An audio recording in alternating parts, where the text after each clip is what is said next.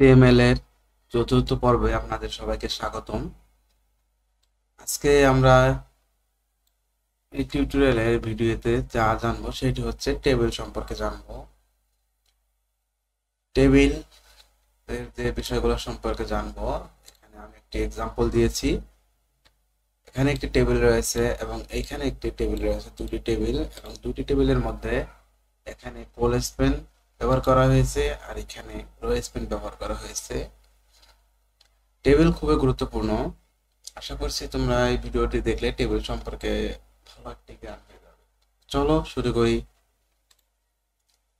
প্রথমে আমরা টেবিল নেব,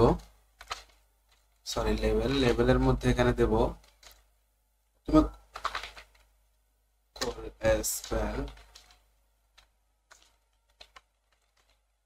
span table, bracket clear tag দেব যাতে করে উপরে নিচে আসে। এখন আমরা এখানে টেবিল ট্যাগটি নিব।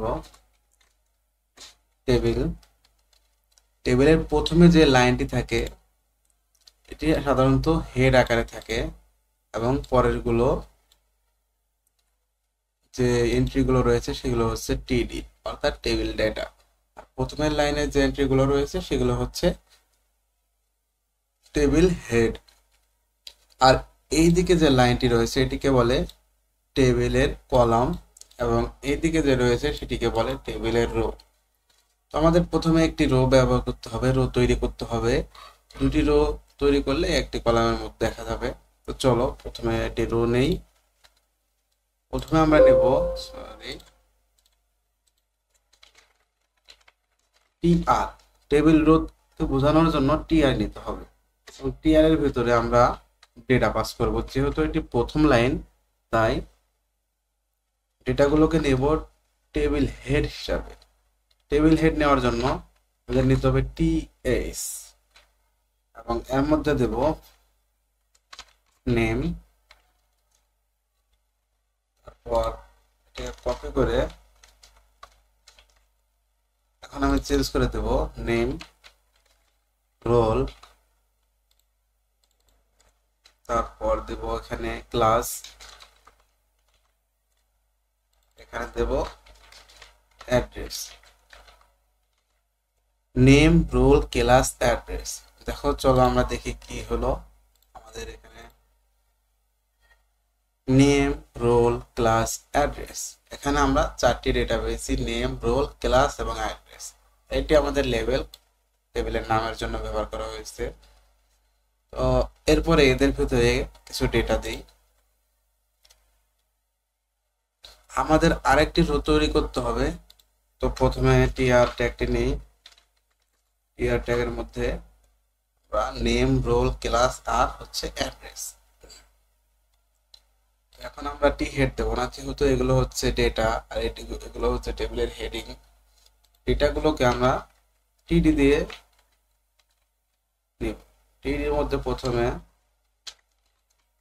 নাম দিলাম,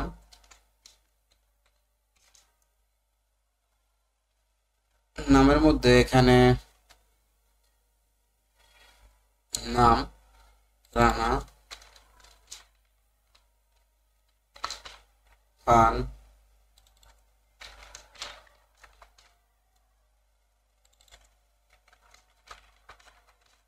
নামগুলো চেঞ্জ করে দিলাম। তো চলো দেখি কেমন দেখা যাচ্ছে। নেমের নিচে ভাবে চলে আসছে, সরি নেমের পরে হচ্ছে রোল। রোলে ধরো এক রো দিলাম, ক্লাস দিলাম 1, তারপরে হচ্ছে অ্যাড্রেস, অ্যাড্রেস দিলাম ঢাকা। দেখো এগুলো কিন্তু টেবিল হেডের মতো এতটা বোল্ড হয়নি।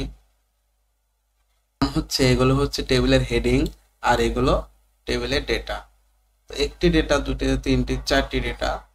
আমি আরেকটি টেবিল রো নেব।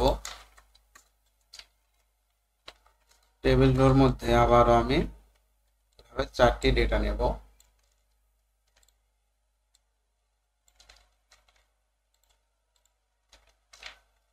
4টি ডেটা নিলাম। দেখো চলে এসেছে আমাদের 4টি ডেটা, কিন্তু এখানে যে টেবিলটি রয়েছে এখানে টেবিলটিকে টেবিলের মতো মনে হচ্ছে, কিন্তু এখানে টেবিলের মতো মনে হচ্ছে না, কারণ এর চারপাশে কোনো বর্ডার নেই। বর্ডার আমরা সিএস এর মাধ্যমে দেব। যখন সিএসএস শিখবো তখন আমরা টেবিলের বিভিন্ন স্টাইল করতে শিখবো। তবে এখন নর্মালি টেবিল বোঝানোর ক্ষেত্রে আমরা এর মধ্যে বর্ডার নামে একটি অ্যাট্রিবিউট ইউজ করব। টেবিল এখানে দেবো বর্ডার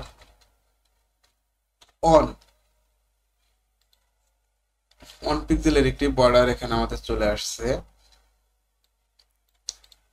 এই হলো আমাদের টেবিল। এখন আমরা টেবিলের কুল স্পেন সম্পর্কে জানবো। দেখো কুল স্পেন আমি এই নেম এবং রোল এই দুটিকে একসাথে রাখতে চাই, সেক্ষেত্রে আমার কি করতে হবে? সেক্ষেত্রে আমি এটিকে এখান থেকে বের করে দেব।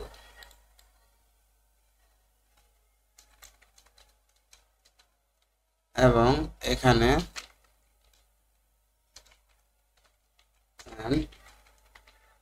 নেম অ্যান্ড রোল, এবং এইটি হেডের মধ্যে একটি অ্যাট্রিবিউট দেব, সেটি হচ্ছে কোল স্পেন। কোল স্পেন যেহেতু আমি এই দুটিকে নিব, দুটি ঘর নেম এবং রোল এই দুটি ঘরকে নিব, তাই এখানে আমি 2 দেব। চলো দেখি কি হয়। দেখো নেম অ্যান্ড রোল দুটি ঘর নিয়ে আমার এটি নিয়েছে। এবং আমরা যদি এখন এই রানা এই দুটিকে একই ঘরে নিতে চাই, সেক্ষেত্রে আমরা ব্যবহার করব রো স্প্যান। তো সেক্ষেত্রে আমি এখানে এই রানা এখানে আমি দেব রো স্প্যান 2।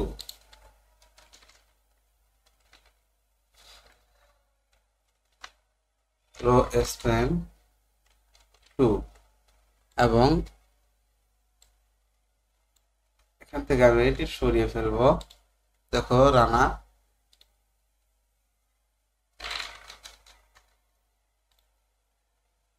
নিয়েছে। যেহেতু আমার দুটি এন্ট্রি সেম, তাই আমি একটি নাম ব্যবহার করেছি রানা, এবং এই নামটি দুটি কলামকে নিয়ে হয়েছে। সো আমাদের যেটি এখানে দেখার মূল লক্ষ্য ছিল টেবিল কিভাবে তৈরি করা হয়, টেবিলের কোল স্পেনের কাজ কি, টেবিলের রো স্পেনের কাজ কি। কোল স্পেন হচ্ছে এদিকে যে কোনো দুইটি সেলকে অ্যাড করে দেবে।